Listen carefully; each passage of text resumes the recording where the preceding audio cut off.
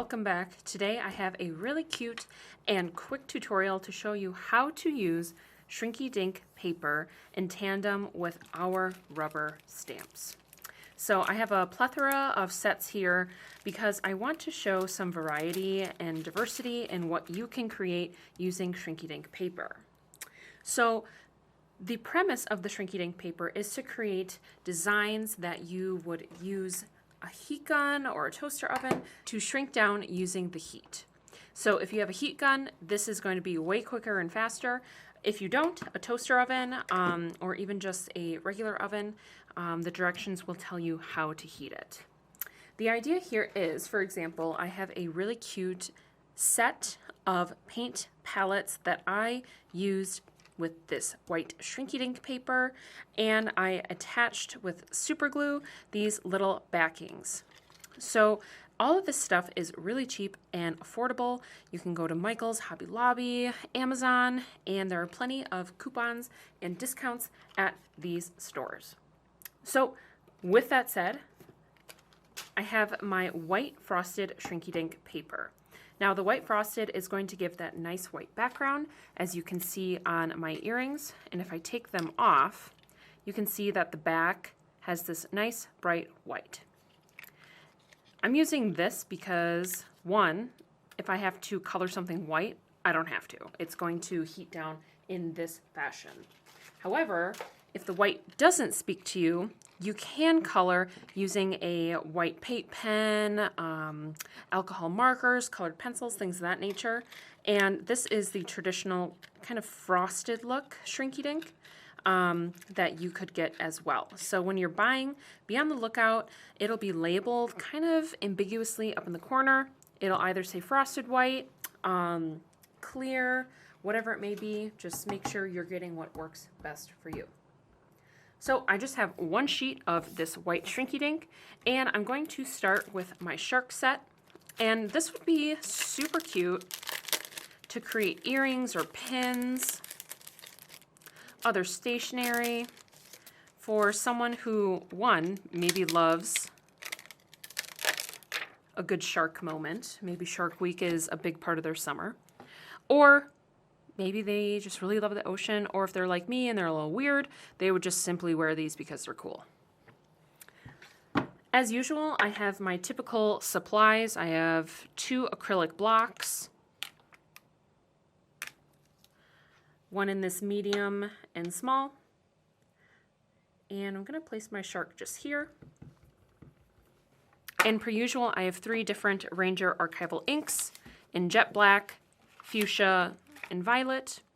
So if you're not a big colorer or super artsy, you can just stamp as is. You don't even have to color. But for the sake of today's video and my creative endeavors, I will show you how to not only stamp, but color as well.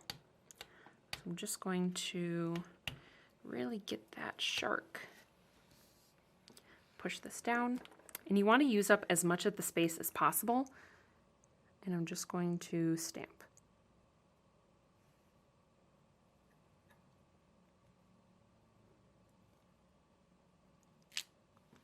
And there you go. You do have to kind of experiment with how much ink is needed.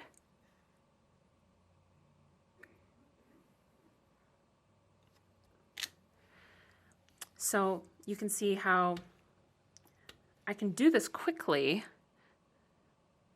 However, I might have one that looks much better than the other, or vice versa.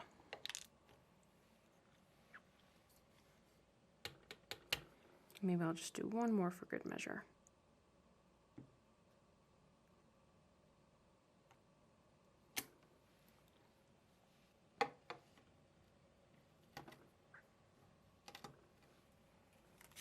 If you're thinking, ooh, it looks like it bled a little bit or it moved, honestly, it's okay, because by the time it shrinks down, you're really not going to be able to notice some of these really fine line mistakes or oopsies. So I'm just going to roll with it. And as always, these are handmade. They're not machine printed. So maybe you color outside of the lines on mistake, or maybe you just make an oopsie like I did.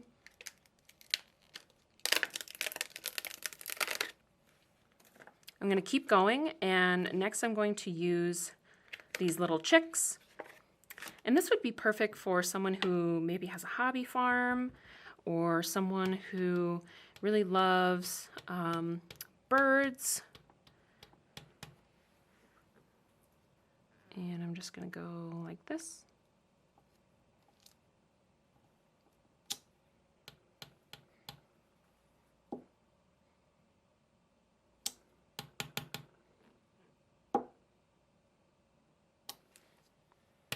And maybe I'll just do one more.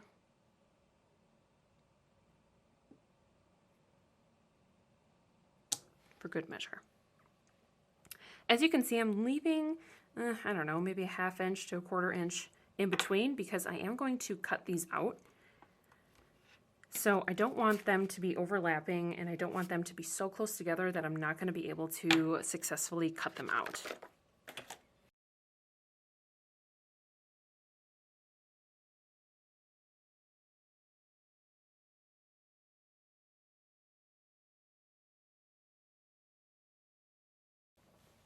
All right, I have all of my designs stamped, and so now I'm ready to go to the next part, which is adding color. Again, if you are just comfortable with black and white, do it. Or a colored ink, do it. But for the tutorial today, I will show you how I'm going to color. Again, I am using the non-traditional Shrinky Dink paper, so the best things that work for coloring on this smooth surface are, for example, acrylic markers. These are the Master's Touch acrylic markers. Another popular brand is, I believe, Posca, and these Master's Touch are way more affordable and you get way more for your buck. And I've been experimenting with them, and these are what I used to create my paint palette earrings. So the color payoff is still pretty rich, and you are able to see it. And I also use them for my aliens, which I used the traditional Shrinky Dink paper. So what I mean by the smooth side is there's this nice smooth, oh, I sealed those with heat embossing. And then on the other side, if I flip it over, you can hear and even see it's not shiny. And when I go like this, there's a rough side. So that's the difference. But I'm going to use these. If you don't have acrylic markers, alcohol markers. They have to be alcohol markers. If they're not, if they're just like run-of-the-mill Crayola markers, it is not going to absorb into the shrink paper, and it's just going to rub off. So they have to be alcohol-based.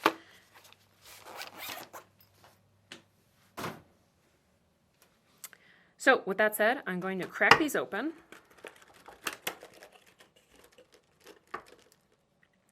And I'm going to start with my sharks first, because those were what I stamped at the beginning, and they are going to be the most dry.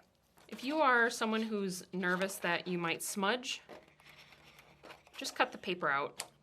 And then that way, depending on right or left-handed, you're not going to be dragging your palm.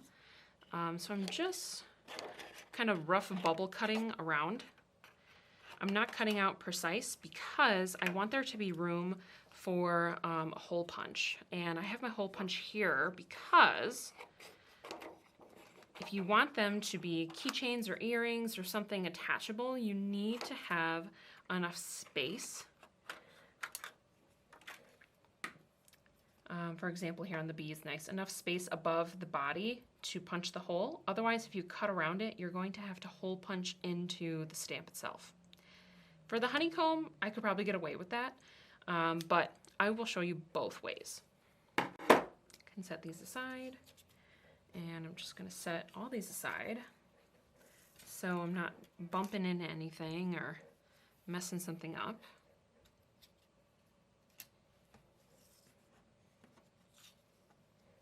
And I might even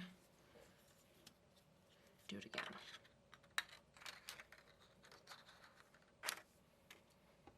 There. All right, so I just have a gray acrylic marker. So what's kind of nice about these Shrinky Dinks is that I can have a little bit more forgiveness. And what I mean by that is if I have to overlap on some of my ink, I'm not going to get that bleeding.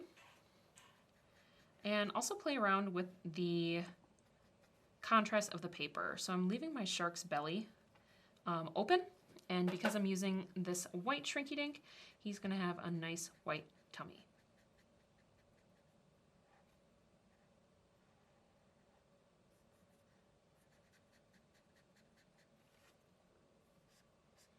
There is also a sort of grace period with these acrylic pens. For example, what I just did there, I just smudged off that little out of the line mistake.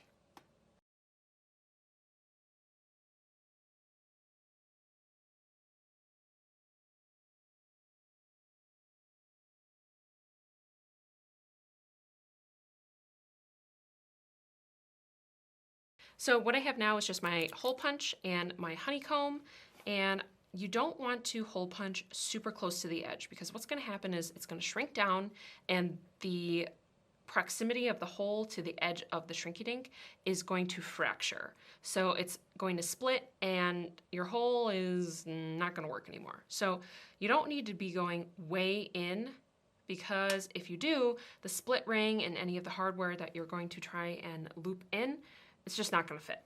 So I just kind of eyeball it.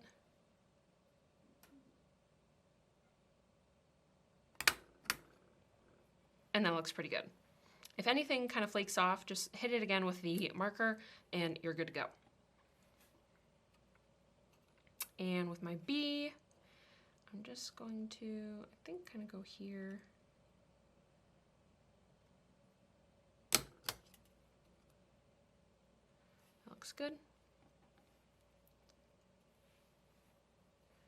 And with my sharks, I'm going to hole punch in this gap.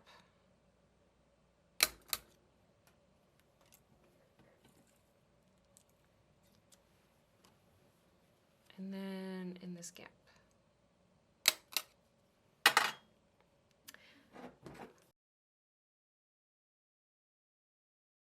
All right, so you might be wondering why I put my shark in this tape. I do this because, one, the heat gun is going to blow the Shrinky Dink everywhere, and two, I'm using the heat gun, so this is only going to be if you are doing the heat gun method. If you're just doing it in the toaster oven or whatnot, you don't need to do this.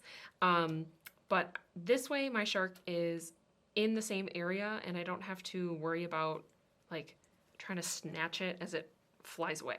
So here's what I mean.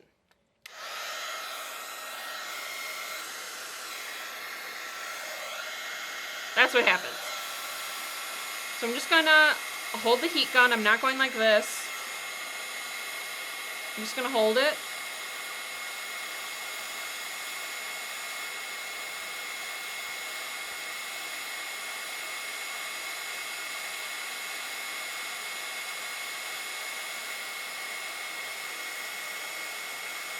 Woo!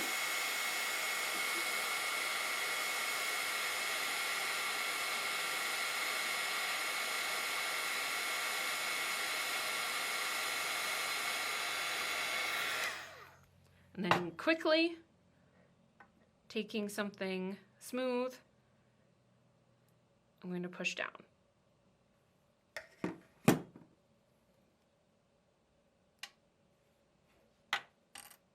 And then there we go. Sometimes there are these little kind of bubbles. I'm not quite sure what they are. So if you know how to avoid that, let us know down in the comments, but I'm just gonna go one more time.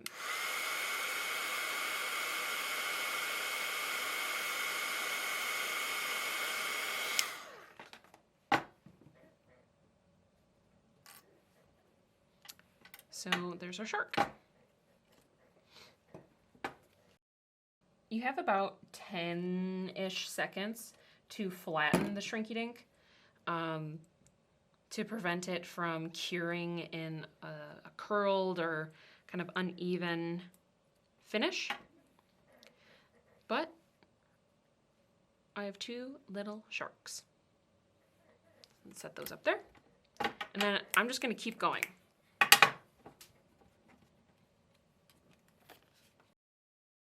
So what I'm really looking for is not only, obviously, the shrinky dink to shrink. When it starts to flatten back out, that is my indication that I only need to go for a little bit longer. You might be curious and think, oh, well, what happens if I keep just heating it up? It's going to melt and the ink or whatever you used is going to start bleeding. So nothing is really going to happen. It's just going to get ruined. And these are pretty cute for even little studs. And you could get a really close edge, even closer than I did, to get a more clean looking finish, like what I did here with the honeycomb. All right, all my shrinky dinks are nice and small, and I am ready to go on to the next part, which is attaching all of the hardware. So stay tuned to see how I'm going to turn these little charms into adorable masterpieces.